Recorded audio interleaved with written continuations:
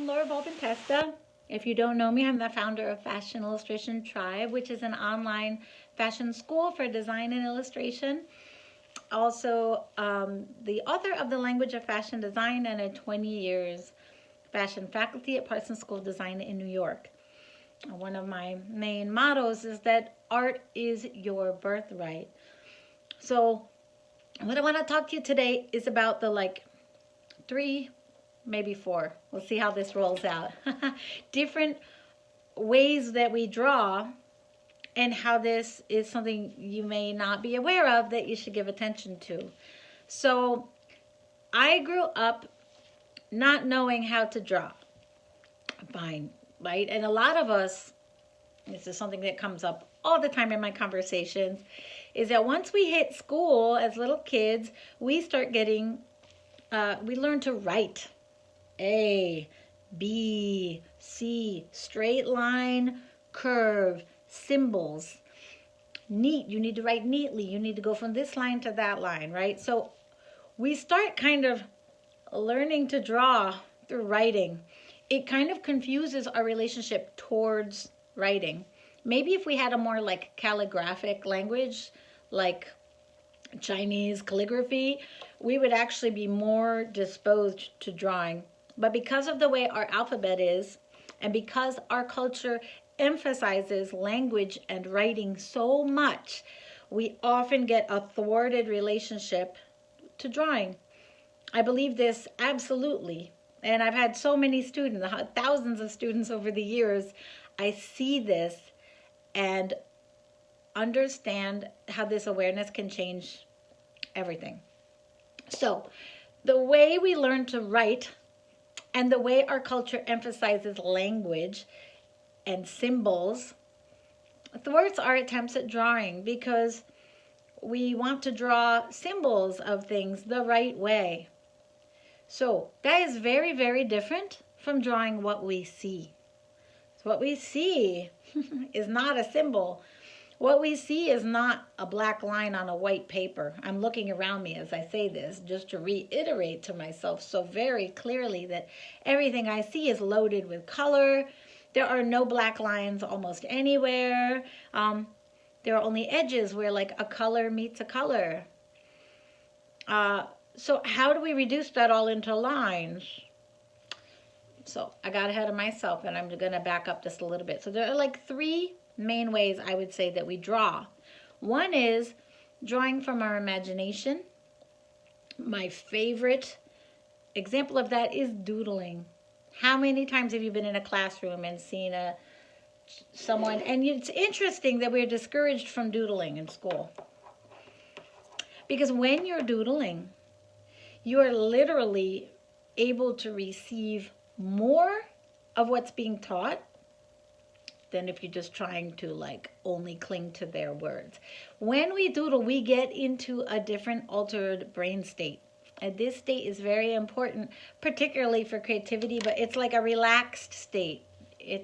When you doodle, you aren't like, oh God, it's wrong, it's wrong. When you're doodling, you're focusing on beauty.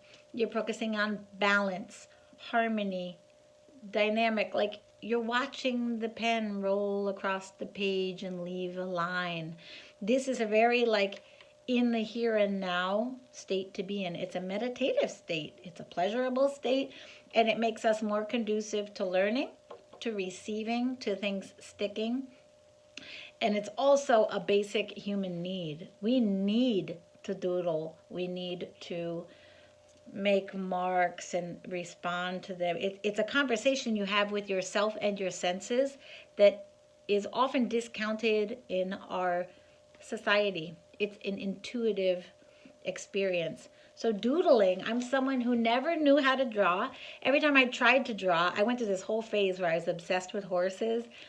And every time I tried to draw a horse, I was just like, I had this whole terrible experience about how I felt about what I'd drawn.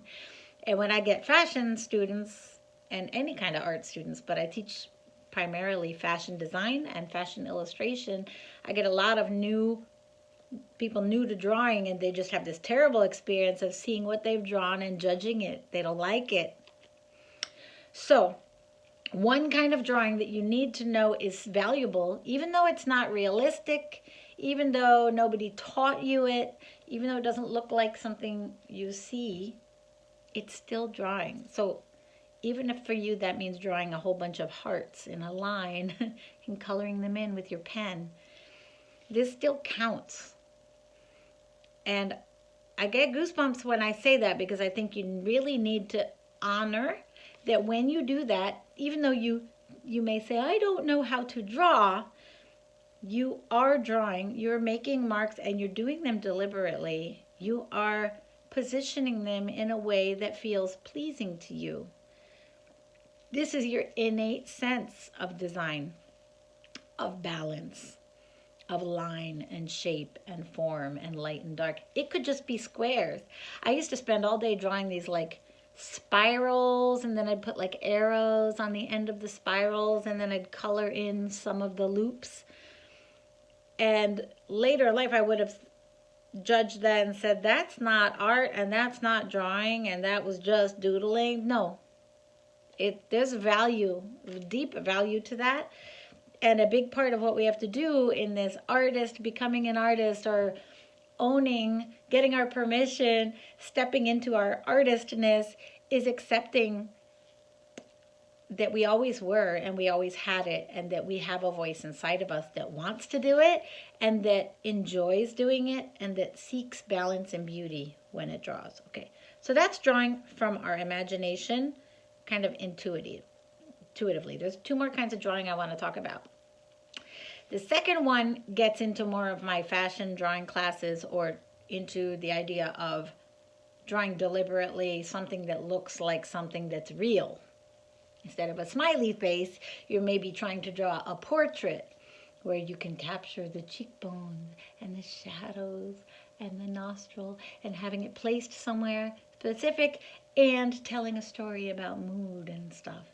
Well, that's the opposite end of the spectrum. So that's realistic drawing. But the amazing thing is, when we draw realistically, we are actually, it happens exactly the opposite way that you think. So you think that drawing realistically means that you have control and you do things right.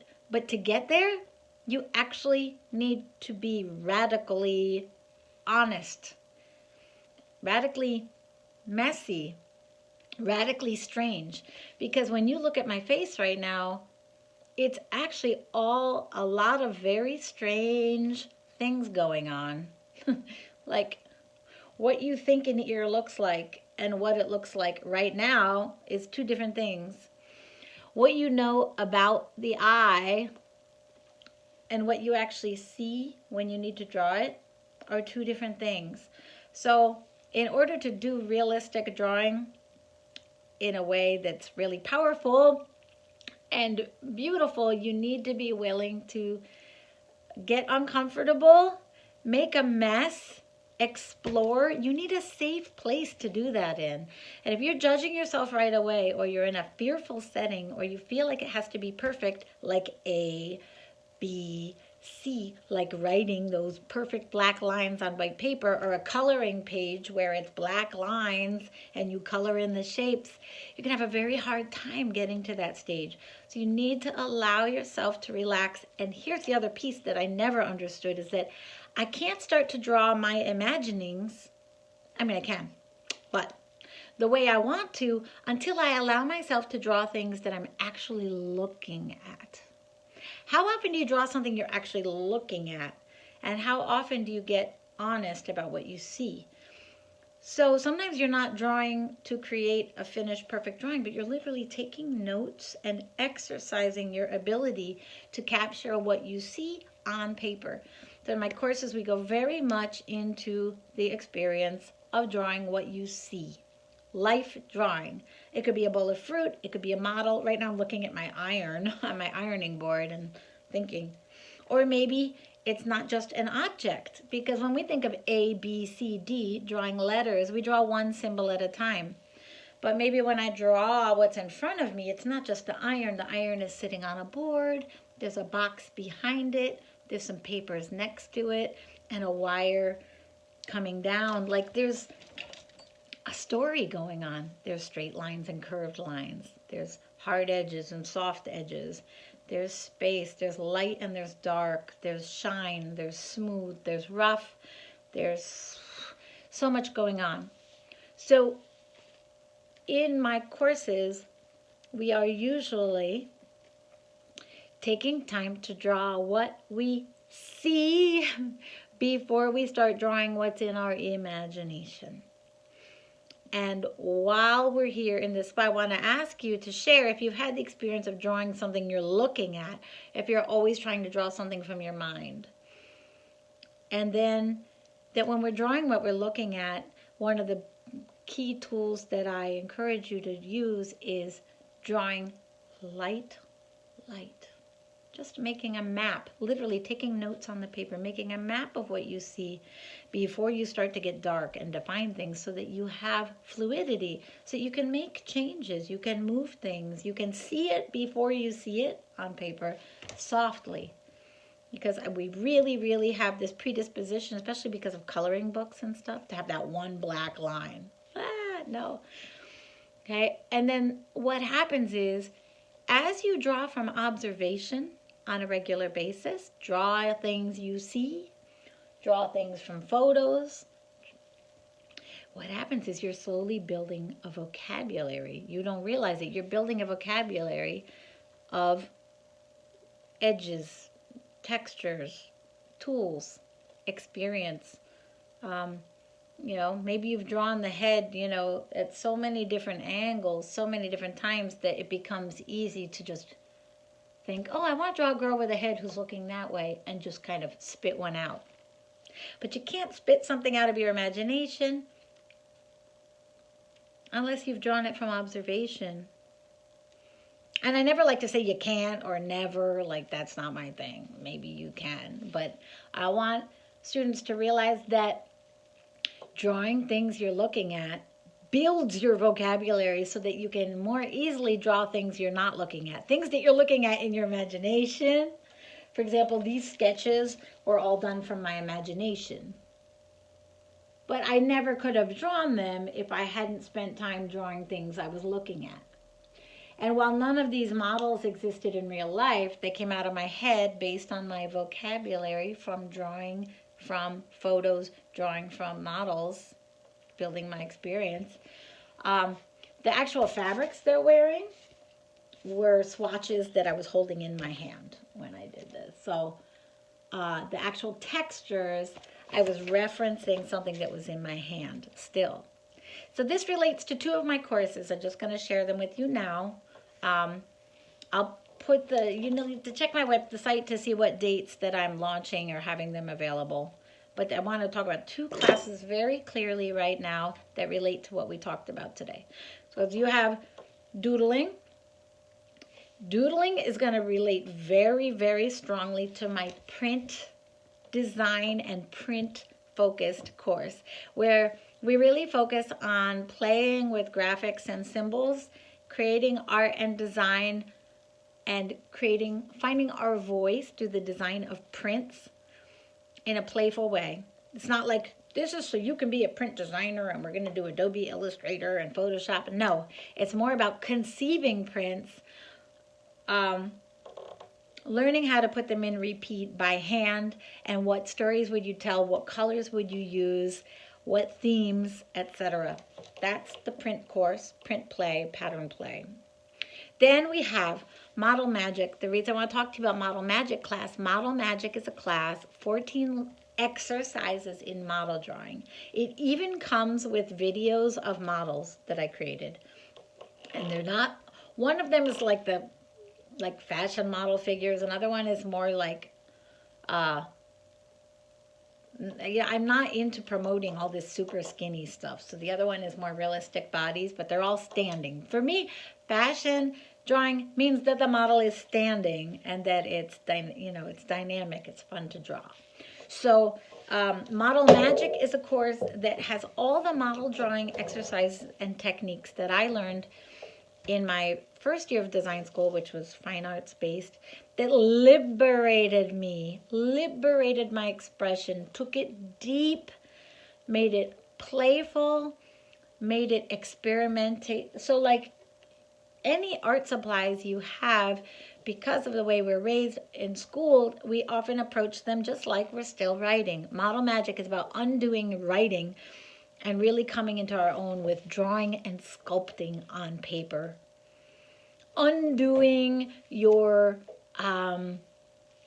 judgments, fears, or preconceived notions of how art happens, what art should look like, how your art supplies should be used, and who you think you are when you're creating and who you think you should be when you're creating. So it's like, I love this course because it's about undoing, it's about unlearning. So it's good for beginners.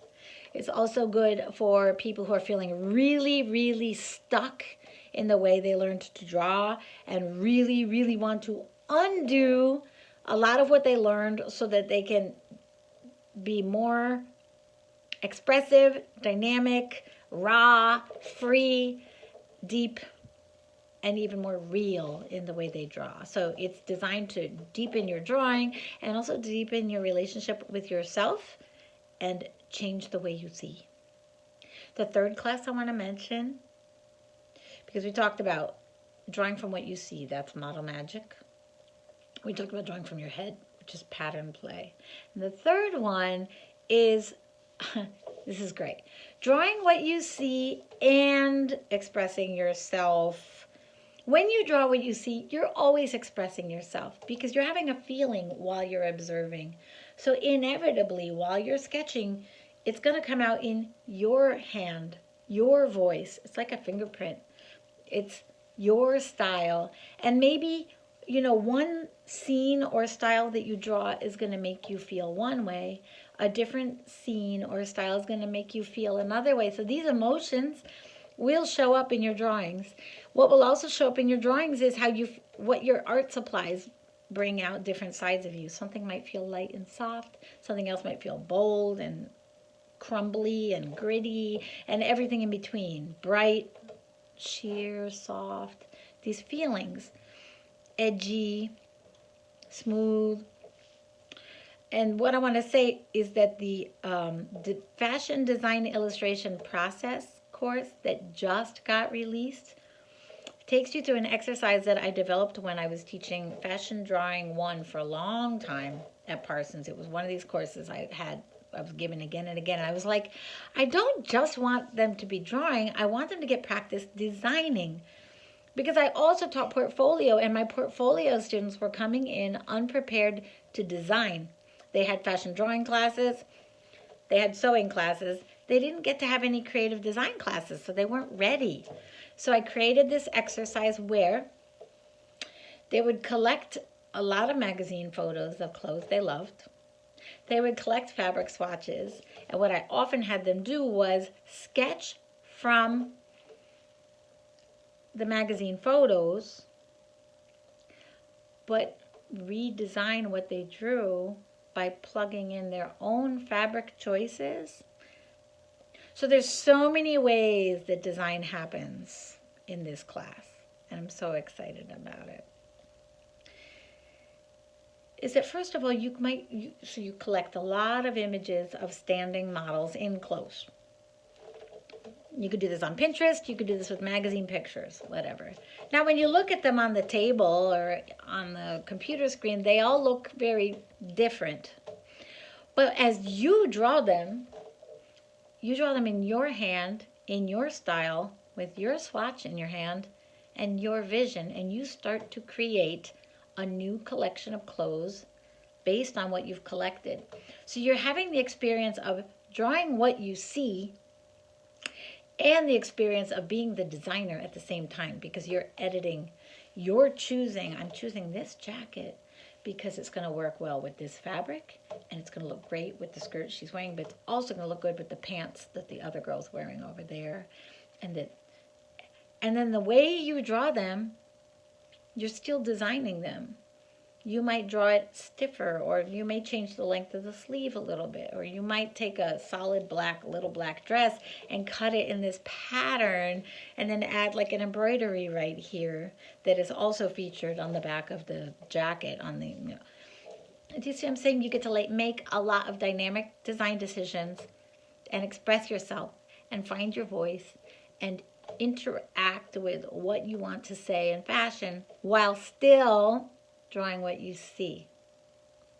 The details in the clothes, the pose, looking for clues on where shadows would fall. And so in the fashion design illustration process class, you're going to watch me do that whole process, starting from some magazine pictures, collecting some fabric swatches, sketching from A to Z, finishing illustrations with the fabrics rendered. How do I match colors? This is a gouache and pencil class. I'm so excited to offer it to you because along with the videos, it's 28 videos, most of them 5 to 7 minutes. Each video bundle has an assignment so that you can engage in this process along with me. And then by the end, you will have created and illustrated and sketched your own unique collection. So you're working from your imagination and from observation. I love this. Was such an effective assignment that I worked for so many years, and that's why I'm offering it to you, because I still enjoy doing it myself. And the point is to come up with a group of, like, sketches. I don't know where the swatches are for this one. With swatches. This isn't the one I do in the class, but it's similar. This one's more like sketchbook style. The one I do in the class is more like finished illustrations. And in the class, I'll tell you all the art supplies I'm using, why I use them, how I use them, etc. So I'm going to put links to the courses below. I welcome your questions, your thoughts. And step 3 that I just want to wrap up with, the third way that we draw, is when we're not looking at something that's in front of us. We're literally sketching freehand, like I did here, based on the vocabulary that we built from observation and based on ideas that are only here. My goal is to get whatever's stuck in here out of here and out there on paper, cut in fabric. Maybe you're going to be wearing it, selling it, drawing it. I don't know, but I know that if you're here, it's because you are so tired of having it only in here and not expressed. I'm going to help you feel empowered, embodied, free, playful, happy, informed, and I'm going to give you a format and a process so you can express it. Are you down? Let me know in the comments below if anything here was helpful. Share, comment, like, subscribe. If you subscribe, click that little bell so you actually find out when new videos come up. And if you go to fashionillustrationtribe.com, you can sign up for my free class. You can subscribe for email updates. It's all there. And there's a ton of free resources for digital drawing on the iPad or digital device, as well as fashion illustration and design, pattern making, draping. I'm your one-stop fashion creative school. I'm interested, not the Adobe Illustrator and fashion marketing. No. I'm here to get you in your hands, your spirit, your voice, your heart, creating with skills, but not only skills, skills plus your voice. So come on down. I can't wait to work with you. I'd love to know let me know in the comments below where you're feeling stuck now. I would love to know that so I can help you. And if not that, you could also comment and let me know where you want to go, where you're drawn towards, why. Let's have a conversation.